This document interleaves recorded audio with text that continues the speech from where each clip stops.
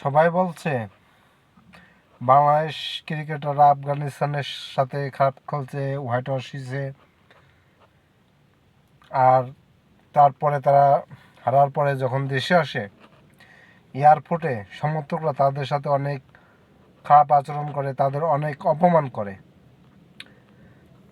ভাই, তাদেরকে অপমান করবে না কি করবে? আমার তো মনে হয় শুধু অপমান না, বাংলাদেশের ক্রিকেটারদের জুতোর মালা গলায় দিয়ে এয়ারপোর্ট থেকে বের করা উচিত ছিল। তৈলে হয়তো উপযুক্ত কাজ হইতো। আমি যতটুকু হিসাব করলাম, জানলাম 1988 সাল থেকে বাংলাদেশে ক্রিকেট খেলে প্রায় 37 বছর। এই 37 বছর ধরে বাংলাদেশের প্লেয়াররা, ক্রিকেটাররা শুধু বাংলাদেশের কাছ থেকে নিয়েছে। তারা অনেক নাম কিনেছে। তাদের দেশের মানুষ তাদেরকে এক নামে চেনছে। গাড়ি বাড়ি টাকা পয়সা কোনো কিছুর অভাব নাই।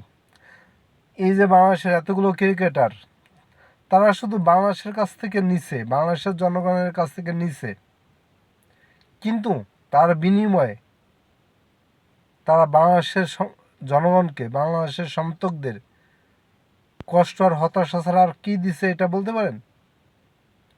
আমার মনে হয় না যে কেউ বলতে পারেন যে বাংলাদেশের প্লেয়াররা, ক্রিকেটাররা 1988 সাল থেকে এই যে 2025 সাল পর্যন্ত বাংলাদেশের জনগণকে, বাংলাদেশের সমর্থকদের হতাশার কষ্ট ছাড়া আর চোখের পানি ছাড়া আর কিছু দিছে।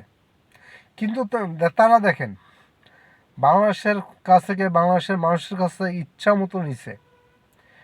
আজ তাদের দামি দামি গাড়ি আছে, দামি দামি বাড়িতে থাকে, দামি দামি পোশাক পরে দেশ ভ্রমণ করে তাদের পরিবার নিয়ে। কিন্তু বাংলাদেশের এই প্লেয়াররা এই পর্যন্ত যদি বলে একটা এশিয়া কাপ, সেই এশিয়া কাপটাও আমাদেরকে এনে দিতে পারিনি। আমরা বাঙালিরা গর্ব করে বলবো যে অন্তত আমাদের কাছে একটা এশিয়া কাপ আছে, সেই কথাটা বলার মতো মুখ এখন আমাদেরকে তারা করে দিতে পারে নাই। আমার তো মনে হয় এখন বাংলাদেশ ফুটবল যেভাবে খেলছে, বাংলাদেশ ফুটবল খেলাটা রেখে ক্রিকেট ব্যান করে দেওয়া উচিত বাংলাদেশ থেকে। আর বাংলাদেশ বিসিবিতে যত টাকা আছে সব টাকা বাংলাদেশ ফুটবলে ব্যয় করা উচিত। ভালো কোচের পিছনে, ভালো কিছুর পিছনে বাংলাদেশ ফুটবলের জন্য বিসিবির সব টাকা খরচ করা উচিত।